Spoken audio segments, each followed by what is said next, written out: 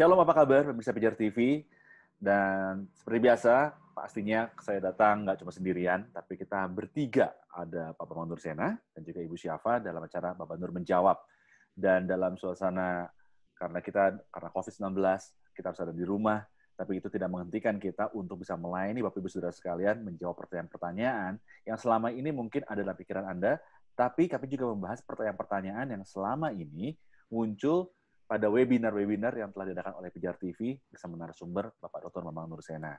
Dan tentunya seperti yang Anda lihat di layar, ada Ibu Syafa dan Bapak Dr. Bambang Nur Sena yang akan melayani pertanyaan-pertanyaan tersebut dan akan dijawab dengan baik. Kalau begitu, saya akan segera berikan kepada Ibu Syafa untuk menjawab pertanyaan yang akan diberikan kepada Bapak Dr. Bambang Nur Sena. Silakan Ibu.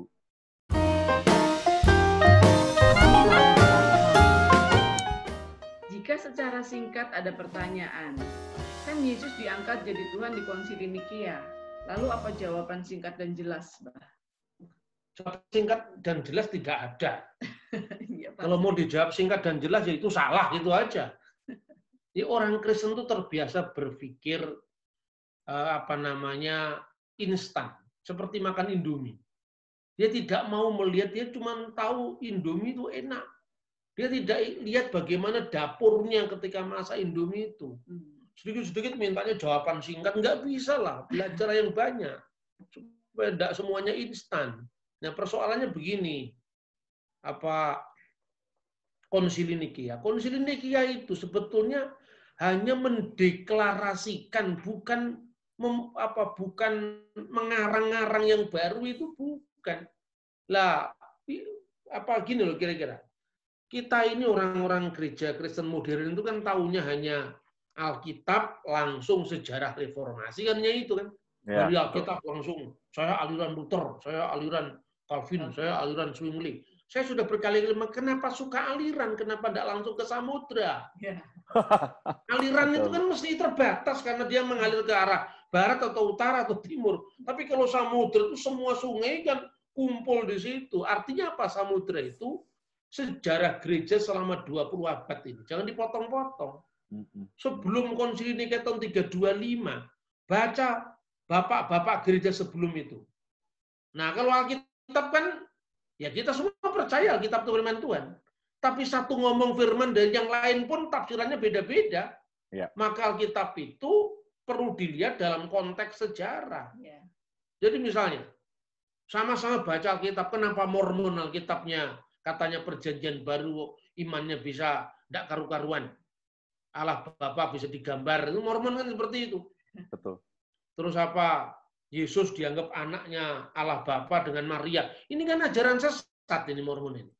Saksi Yehova juga begitu. Anak sulung anak pertama dan kita adik-adiknya, itu pangkatmu itu apa? Saksi Yehova itu ngomong kurang cerdas tapi ngomongnya meyakinkan sekali. Tidak ada bukti karena apa? Alkitab dilepaskan dari konteks paradosis apostolik. Karena apa? Kalau kita mau tanya tafsir yang paling dekat, tanya muridnya Rasul. Betul. Rasul kan punya murid. Nah ini kan paling dekat. Kalau Anda tanya kesukaan saya makan apa? Tanya murid saya. Jangan tanya orang generasi 100 tahun, 500 tahun, bahkan 1000 tahun setelah saya. Ignatius dari Antioquia. Itu adalah muridnya Petrus. Dia meninggal tahun 107 Masehi di Roma. Sekalipun dia menjadi episkopos, penilik jemaat, atau uskup atau patriark di Antioquia. Gereja yang disebut di dalam Kisah Rasul pasal 11:26. Apa katanya Ignatius dari Antioquia? Dia sudah bicara tentang Yesus sebagai yang lahir dari Maria, sekaligus lahir dari Allah. Ek Marias ke ek Theos. Siapa yang lahir dari Maria? Kemanusiaan Kristus lahir dari Maria. Maka Alkitab mengatakan, terpujilah engkau di antara semua wanita atau perempuan, dan terpujilah buah rahimmu. Nah, buah rahim Maria itu siapa? Yesus. Makanya Konsili Efesus mengatakan, dia pada masa akhir ini telah menjadi manusia dari anak darah Maria.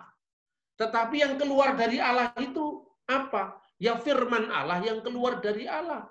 Betul. Maka kemudian Injil mengatakan Yohanes pasal 8 ayat 42, kalau Allah Bapamu, kamu mengasihi aku sebab aku keluar dan datang dari Allah. Nah, yang datang dari Allah itu kan bukan kemanusiaan Sang Kristus. Karena Allah itu roh, kan tidak mungkin daging keluar dari roh. Daging kemanusiaan Yesus keluar dari Bunda Maria. Maka Yesus disebut Ibnu Maryam, itu sudah betul. Tapi kurang lengkap. Bukan sekedar Ibnu Maryam, tapi Ibnullah. Artinya apa? Dia sebagai firman yang dilahirkan dari Allah, bukan kelahiran fisik. Makanya di dalam Konsili Nikia itu disebutkan yang dilahirkan dari Bapa sebelum segala abad. Jadi Konsili Nikia itu hanya memformulasikan berdasarkan apa? Berdasarkan Alkitab, lalu paradosis apostolik, jadi ajaran-ajaran rasuli. Rasul meneruskan itu kepada muridnya, misalnya Petrus meneruskan kepada Ignatius dari Antioquia, ya. Yohanes meneruskan pada Polikarpus, Polikarpus meneruskan kepada Irenaeus, Irenaeus meneruskan kepada Hippolytus dari Roma, dan semua bukunya ada itu. Kecuali kalau menurut riwayat, ini bukan riwayat, ini ada bukunya.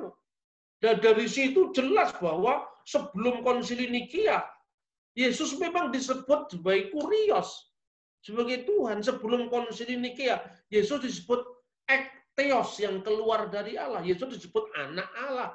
Itu tulisannya Ignatius dari Antioquia, Irenaeus dari Polikarpus dari Smyrna, Irenaeus, dan seterusnya. Semua ada.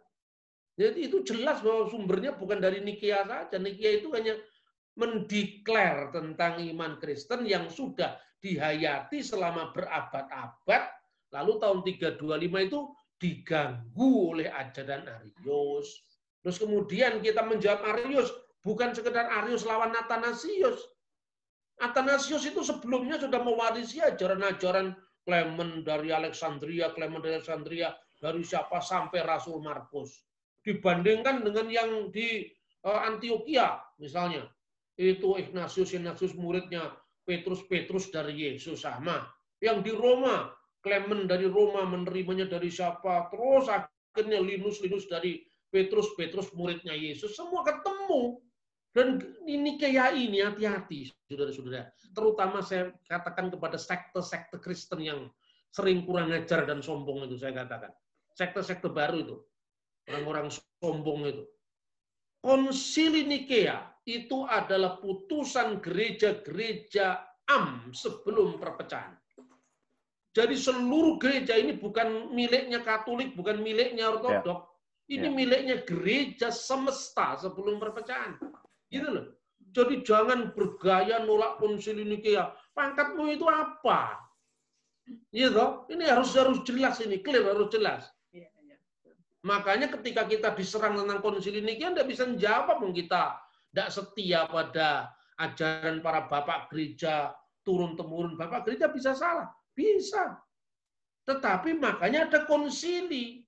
Karena apa? Dasarnya dari Alkitab. Ketika terjadi perbedaan perspektif antara Kristen berlatar belakang Yahudi di Yerusalem dengan Kristen yang berlatar belakang bukan Yahudi di Antioquia, dan ketika orang-orang Kristen Yerusalem memaksakan hukum Yahudi kepada Kristen di Antioquia, para rasul bersidang di Yerusalem. Itu sekitar tahun 50-an. Lalu putusannya apa? Atas keputusan Roh Kudus dan keputusan kami. Inilah dasarnya konsili gereja. Jadi Roh Kudus tidak hanya membisiki orang per orang, tetapi kami, komunitas gereja. Dan gereja yang kita rujuk ini, gereja sebelum perpecahan, sebelum skisma 1, sebelum skisma 2 tahun 1054, sebelum reformasi Protestan tahun 1517, dan seterusnya. Kita sudah mendapatkan penjelasan yang sangat baik dari Pak Bapak Nursena, dan terima kasih juga untuk Ibu Syafa yang sudah memimpin tanya jawab tadi dan juga memberikan pertanyaan-pertanyaan kepada Bapak Dr. Bapak Nursena sehingga bisa menjadi lebih jelas. Mungkin tadi seperti yang sudah dijelaskan oleh Pak Dr. Bapak Nursena bahwa kalau ikut webinar itu mungkin kita bisa mendapatkan pengetahuan yang lebih jelas ya. Tapi seringkali juga karena waktu ada pertanyaan-pertanyaan yang tidak bisa dijelaskan lebih detail. Oleh karena itu makanya acara Bapak Nur Menjawab secara online saat ini juga ada, agar kita bisa mendapatkan jawaban-jawaban yang lebih baik tentunya. Tapi kalau misalkan Anda sudah mendengarkan acara ini, tapi ternyata masih ada juga pertanyaan-pertanyaan yang timbul, kenapa enggak Anda bisa kirimkan pertanyaan-pertanyaan tersebut ke QR Code ini. Nah, jadi Anda bisa scan QR Code-nya, ya, atau Anda juga bisa simpan nomor yang sudah tertera di layar ini, karena nanti akan ada tim respon dari Pijar TV yang selama 24 jam akan membantu Anda, menemani Anda, dan mencoba membantu menjawab pertanyaan-pertanyaan Anda, agar apapun yang sedang Anda pikirkan, apapun yang sedang mengganjal dalam pikiran Anda, bisa terjawab dengan baik di sini.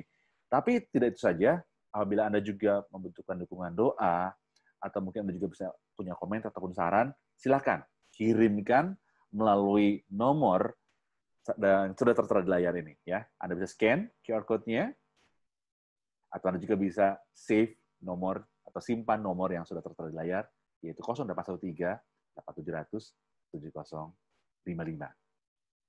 Ya, sekali lagi saya ucapkan terima kasih kepada Bapak Dr. Bambang Nursena dan juga Ibu Syafa.